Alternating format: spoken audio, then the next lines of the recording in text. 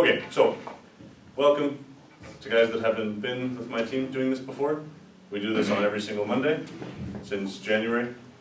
So what we do is I have created a pyramid based on the John Wooden Pyramid of Success, and I put my own criteria of success in there. Most of it is words that have, through the process of evolution, become important to our team. So for example, if we talk about sacrifice or discipline or focus, Randy and I tend to say those words a lot during practice, so we thought, okay, maybe that deserves its own spot on the pyramid.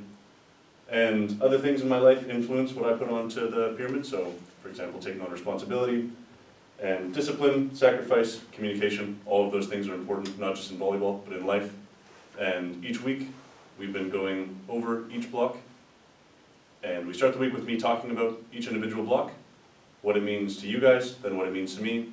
Then guys ask questions after, and we have a little bit of an open discussion about it.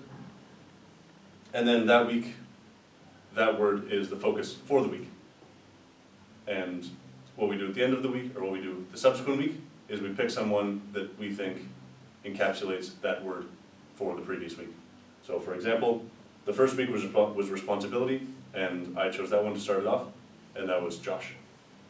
And then after that it was communication, and that was Seaman. So Josh picked Seaman for that, and then discipline, Seaman picked Eunice. Now we're on sacrifice, so we'll start off the session with Eunice picking someone that he believes exemplifies sacrifice.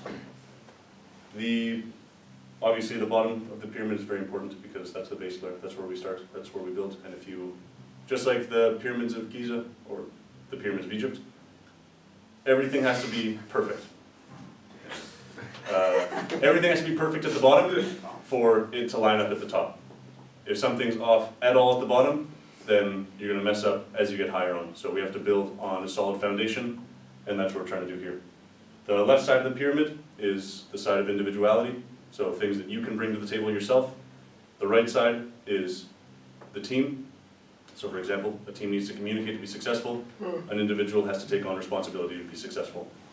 Inside the pyramid, we have this as well, this inner pyramid, and to me, that's the stuff that people aren't going to see as much, but that is an example of your personality. Phil? Are we doing both sacrifice and focus today? No. Eunice will give his example of sacrifice, and then we'll talk about focus as a group. Yep. Yeah. So let's start off with Uni. Yeah, do you want to come up here? Sure. You can be on camera. You don't have to. I'll blank out your face or something if you want. Yeah, I picked Nicholas because I feel like he embodies sacrifice, because he's always, when I'm going to the weight room, he's like always the first one there, and he always gives it all. And also out of practice, he's just very reliable and actually does things he's supposed to do, even though he has other things to do as well.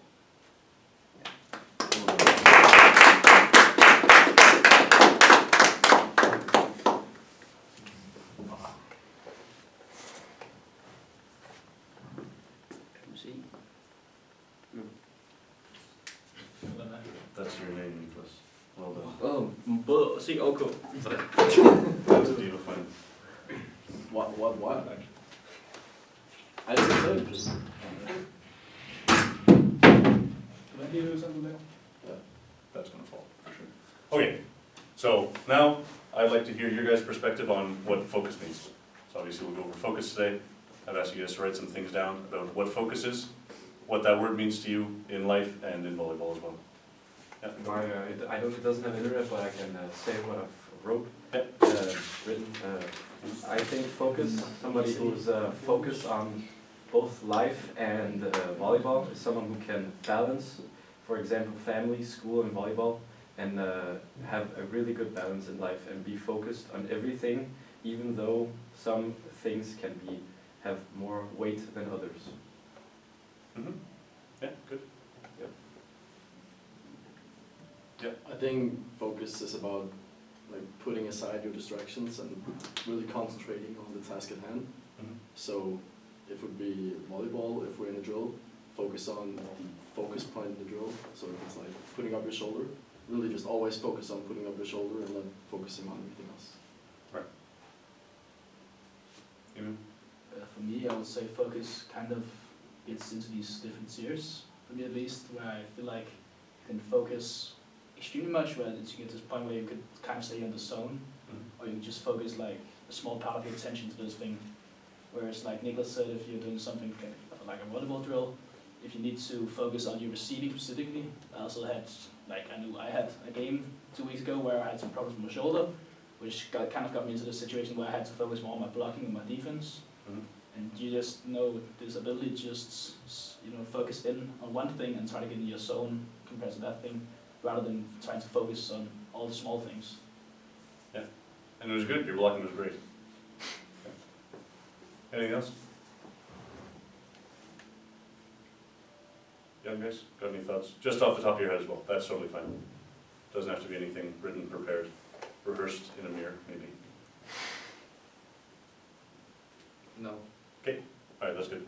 Okay. Now, I'll talk about.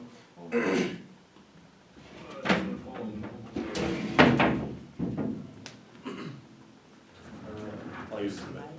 Okay. My opinion of focus is being present. Being present and singularly on one thing you want to get good at. So if we're going to talk about it in terms of volleyball, it's your ability to choose one skill, one thing that you want to get better at each day, and really honing in on that and not letting other things get in the way or distract you. So for example, to me, focus is also a process-oriented ability. So if I'm focusing on, say, my passing, and my outcome isn't perfect, but I'm focusing on my technique, then it's going to be more important to me that my technique is perfect than it is my outcome. For me, I don't think I learned how to focus until I don't think I learned the positive impact of focus until I was 21 or 22, and I'll tell you the story about it. So I went to Southeast Asia to travel. I was supposed to go travel Southeast Asia for 2 months, and then go play volleyball for a Korean university for a month before going back home. The dates are in there somewhere. So I went to Southeast Asia, and I traveled Thailand, Laos, Vietnam, Cambodia. It was beautiful, it was amazing.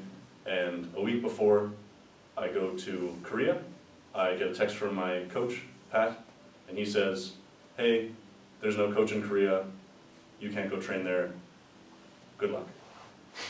And I went, okay, great, awesome, I have no idea what to do.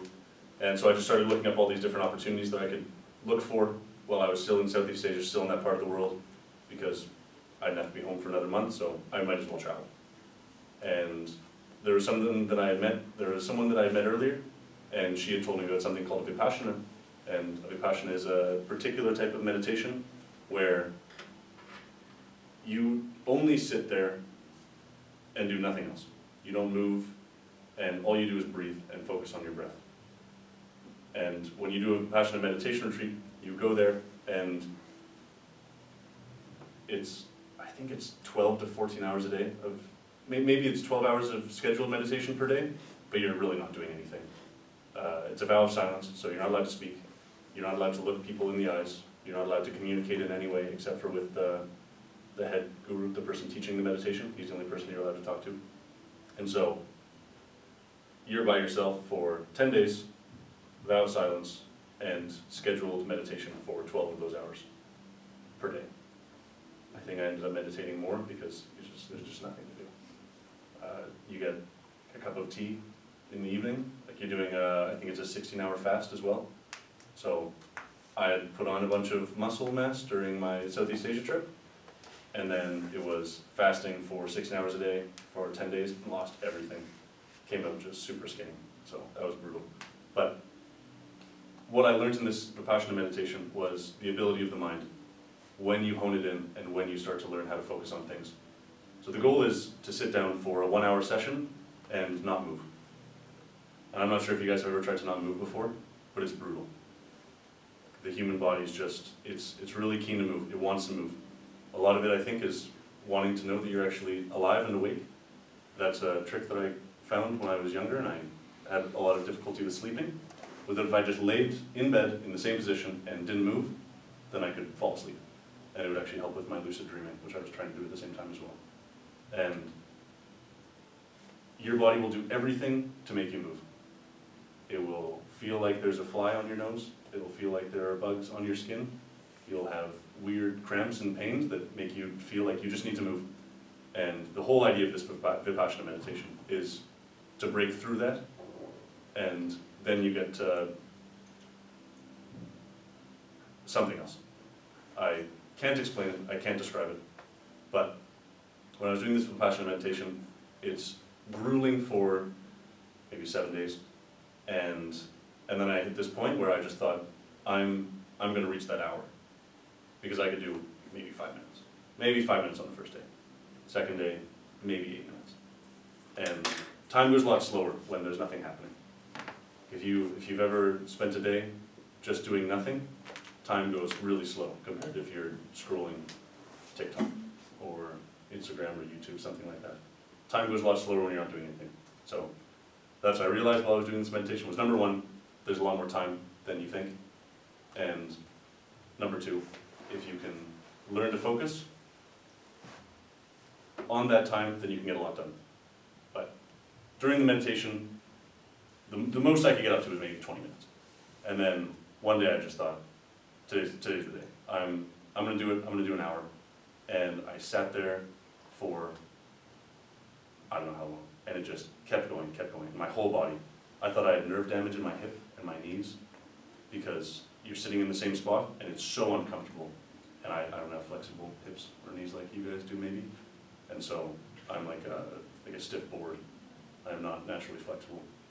And searing pain the entire time, all I could think was, I want to stop. I want this to stop. I want to move a little bit. I want to feel better.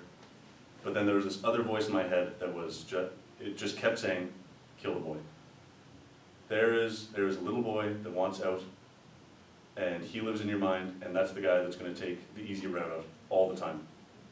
Like, oh, I'm a little bit uncomfortable. I don't want to do this anymore. It's a little bit tough. I don't want to do this anymore. This is hard. I don't want to do this anymore. So I just kept repeating that in my head. Kill the boy, kill the boy, kill the boy, kill the boy. And then I hit this point where, I'm not sure what you'd call it, like a, same thing as when you practice your breathing really heavily. Like when you're really hyperventilating and you do a cold plunge, and it feels like you leave your entire body, and everything feels light and fluffy and warm, and it's an experience that you could never get unless you push past that.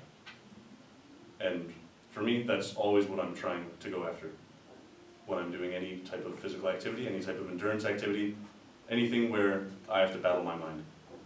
I'm trying to focus, chasing that. Because I know that the most meaningful experiences that we have in life are when we're focused. The most you'll develop in life is when you're focused. With regard to learning, there's this book that I read over the week. It's called How We Learn. You guys can lend this from me. I rent out books. I do it with Josh. So if anyone wants to, it's a book on neuroscience about learning and memory. And they have there's a chapter in that talks about attention and focus and learning. And the most important part of learning is to focus. There's going to be a period of about 20 minutes where you're getting into a learning development process, and then you hit a point where your brain shifts and starts to mark different parts of your brain for the learning process. And the way that you consolidate learning is by sleeping after and by resting. There are different ways to increase the learning process, but the most important part is focus. If you have focused attention on something, sorry, anymore. I always do this.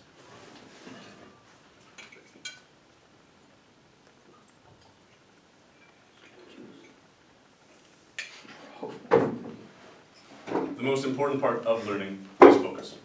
You can shorten the amount of time that you spend learning by focusing. So, another example, when I went to university, I was not a good student. I did not study very much. And I didn't really start studying until maybe I was in my 3rd or 4th year. And even then, I didn't really study that much, because when I would study, I'd actually study. I would talk to some people and they would say, oh yeah, I study for 8 hours a day. That's amazing. I want to study with you. I want to see how that looks.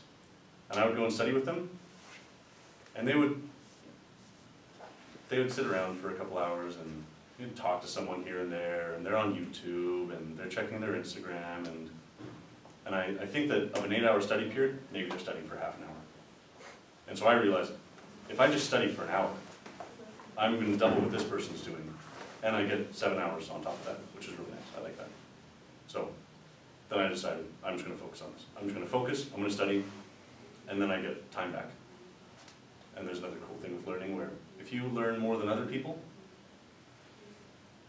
say there are 2 people that are going to learn the same amount of things. One person is going to take them a year, one person is going to take them 5 years. If the person that learns all of the things in 1 year, if they just focus, say that the only difference is focus and how dedicated they are to learning. The person in 1 year will, number one, be in a much better spot than the person that it takes 5 years for, and they're going to learn so much more in the rest of that time that they just spiral out of control, and there's no way that anyone can catch you if you learn fast. The best way to learn fast is to focus. Yes, so with this book, I think I was on the way here and I started thinking, okay, what if there are things that maybe, well, there was actually there's kind of a myth about learning a language in your sleep kind of thing. Were you guys alive when that? Were you guys conscious beings when that was happening? I think so. Okay, that was a big thing when I was a kid. Like you would get a CD and it's like a learn Spanish in your sleep, and you'd plug it in and put it on your bedside table, and then it would play. And the idea was that your unconscious mind would pick up the language, and over time you'd be fluent. And that didn't work at all. Maybe you could guess that, maybe not. But, and then I started to think, okay, well, what about babies? Because babies aren't really focused. They're just kind of there. And then I started to think, what if babies are so focused that that's the reason they pick something up? That's the reason they pick things up so fast. And I think that's maybe the reason why they sleep so much as well, because that's when learning is consolidated in sleep. Things get replayed backwards when you sleep. So I thought that was pretty cool. I would like to do 2 exercises, one of which being, I wish I could have put it up on the screen, but we'll have to crowd them around my laptop. What this is a selective attention test. If you've seen it before, don't say anything. Don't say anything while the video is playing. What it's going to be is a group of basketball players passing a ball to each other. One group's going to be in white t-shirts, one group's going to be in black t-shirts. So we're trying to count how many times the groups pass the ball between them. Okay? This is a test of selective attention. Count how many times the players wearing white pass the basketball.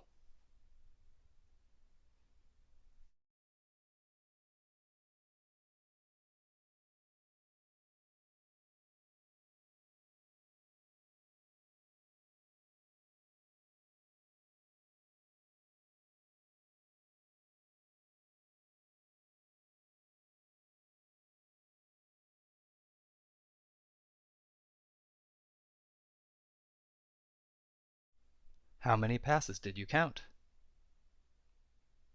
The correct answer is 15 passes. But did you see the gorilla?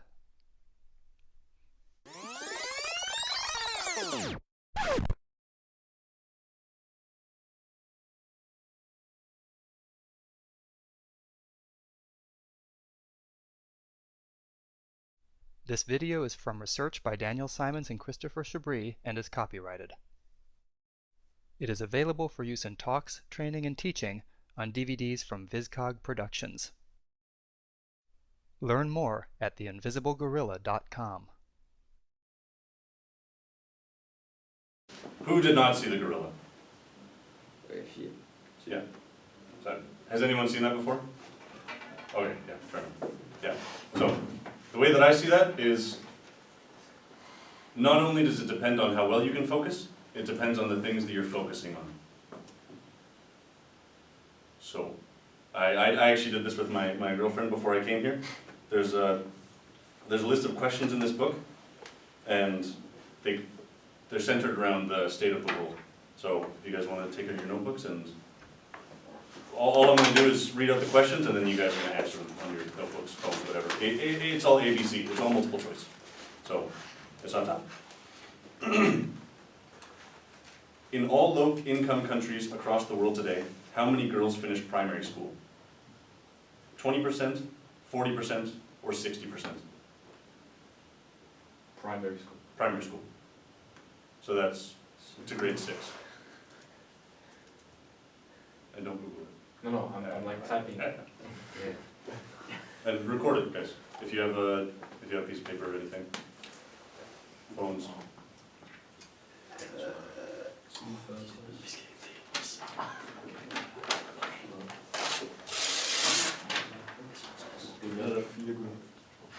That's it. Den ligger der, skal. Så er der din sting prøve, siger vi. Så dumper jeg. So I'll read it again. In all low-income countries across the world today, how many girls finish primary school? 20%, 40%, 60%. And you guys can do 4 different ones so that everyone gets it. Define low income. Low income? Yeah. Probably below, So we talk like, I'd say $2,000 a year. we're talking Africa. Yeah. Well, depends what state in Africa. Doesn't Africa have countries? Yeah. Or are they states? Their countries.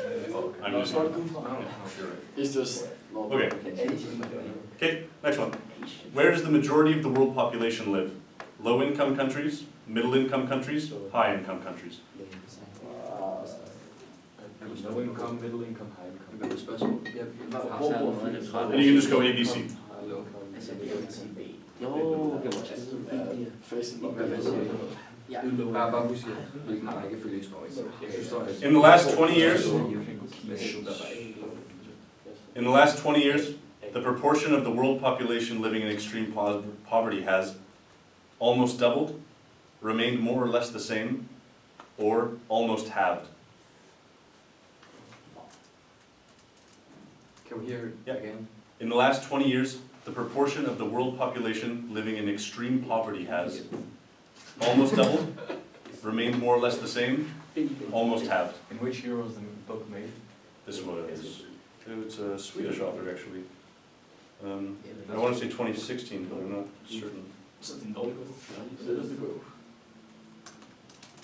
2018. Oh, What is the life expectancy of the world today? 50 years, 60 years, or 70 years? tænk på Uganda. Does the answers like come out after? I'll tell you guys the answers. Yeah. There are 2 billion children in the world today, aged 0 to 15 years old. How many children will there be in the year 2100, according to the United Nations? 4 billion, 3 billion, 2 billion. So there are 2 billion children alive right now. In 80 years, are there going to be 4 billion, 3 billion, or 2 billion? Hvis man er 20, så er det B. I mean, that's outdated data right there. I'm saying. Så når googler noget, de taber. I'm not good. The fact there are 2 billion children? Yeah, but also, no, just continue. Okay. Well, We'll talk about that. yeah. The UN predicts that by 2100, the population will have increased by another 4 billion people. What is the main reason? There will be more children, there will be more adults, there will be more very old people.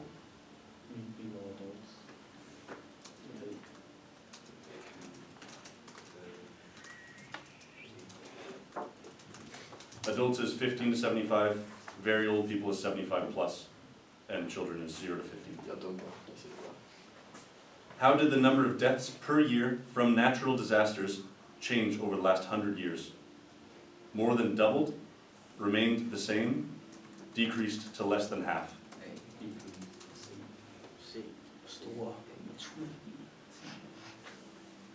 How many of the world's 1-year-old children today have been vaccinated against some disease? 20%, 50%, or 80%?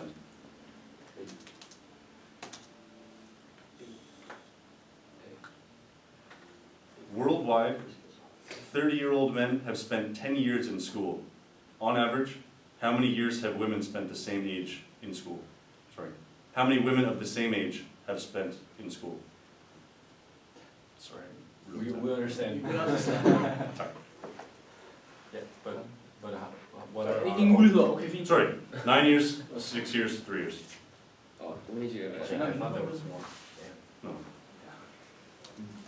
I'll read the question again. Good job, guys. Worldwide, Let's shoot for 30. 30-year-old men have spent 10 years in school, on average. How many years have women of the same age spent in school? 9 years, 6 years, 3 years. Worldwide. Worldwide. Yeah. Yeah, all of this is worldwide, average data.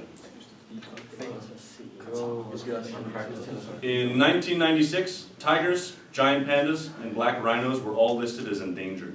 How many of these 3 species are more critically endangered today? 2 of them, 1 of them, none of them.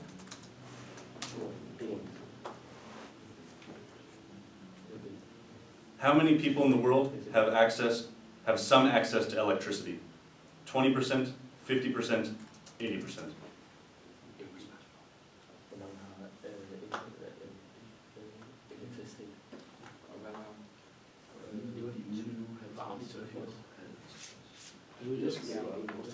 Now, global climate experts believe that over the next 100 years, the average temperature will get warmer, remain the same, get colder. How many questions are left? That was it. Okay. Okay. Question 1. Question 1. Who picked A? Which was The first question was, in all low-income countries across the world today, how many girls have finished primary school? and A was 20%? How many people picked 40%? How many people picked 60%? That's right. Where does the majority of the world population live? Low-income countries? Middle-income countries? High-income countries? B. Let's go. Four guys? middle income. Middle income, yeah. Almost there. In the last 20 years, the proportion of the world population living in extreme poverty has almost doubled? Oh yeah, sorry. Almost doubled? More or less remained the same? Almost halved? Yeah, almost halved. Yes. Bro. Let's go. What is the life expectancy of the world today? 50 years? 60 years? 70 years? 70 years. Det var faktisk også det, Så fik jeg ikke minus 3. Jeg ser det. There are 2 billion children in the world today, aged 0 to 15 years old. How many children will there be in 2100? 4 billion? 3 billion? 2 billion? 2 billion.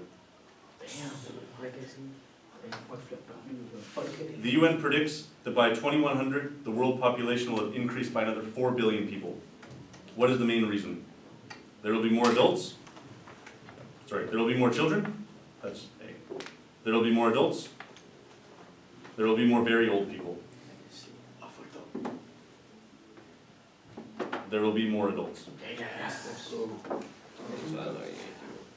How did the number of deaths per year from natural disasters change over the last 100 years? More than doubled? Remained about the same? Decreased to less than half? Yeah, decreased to less than half. Så er der 2. How many of the world's 1-year-old children today have been vaccinated against some disease? 20%? 50%? 80%? It's 80%. Worldwide, 30-year-old men have spent 10 years in school. How many years have women of the same age spent in school? 9 years? 6 years? 3 years? 9 years. Yes. Fuck, hvor jeg havde været en god start. Så er der 4. In 1996, tigers, giant pandas, and black rhinos were all listed as endangered. how many of these 3 species are more critically endangered today? 2 of them? 1 of them? None of them? None of them. Damn. They're tricking us. How many people in the world have some access to electricity? 20%? 50%? 80%? Yeah, it's 80%. Global climate experts believe that over the next 100 years, the average temperature will get warmer, remain the same, get colder. It is getting warmer, thankfully. Oh yeah.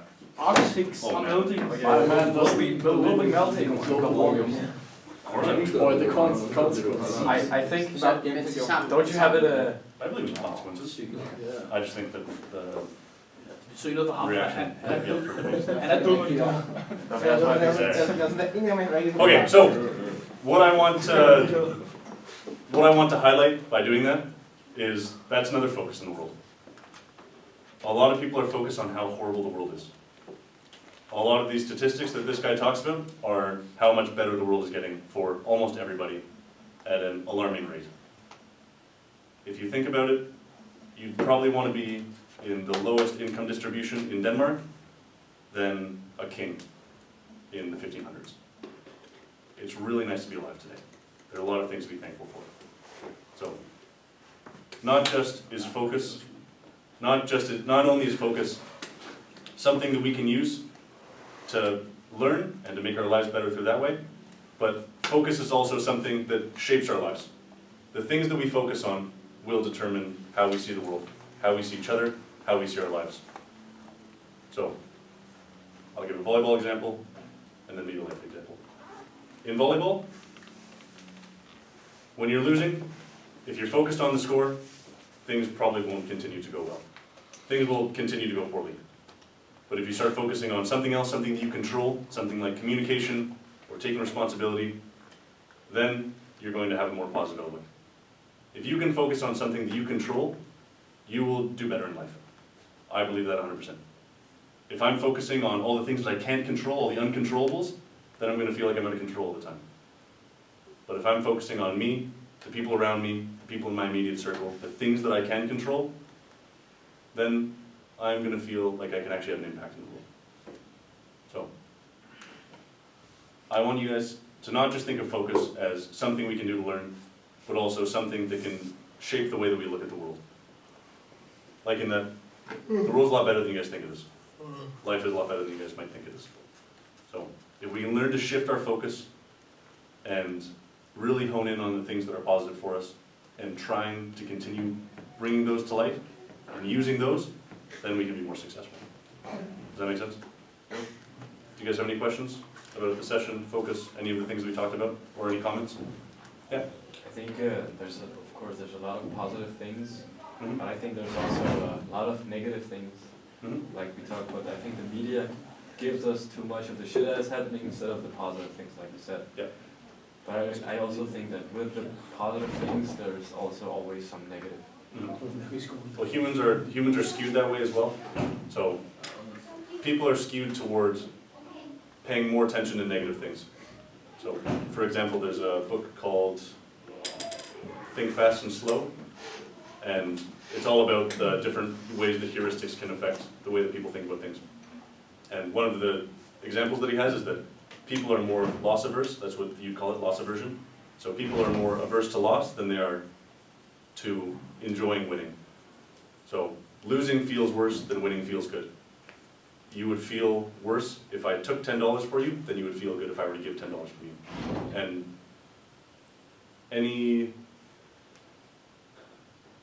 I'd say that the majority of evolutionary thinking or evolutionary psychology, people can take advantage of things based on how humans think, and then the further they run away with that, then the more evolved that gets to becoming something that doesn't actually help people.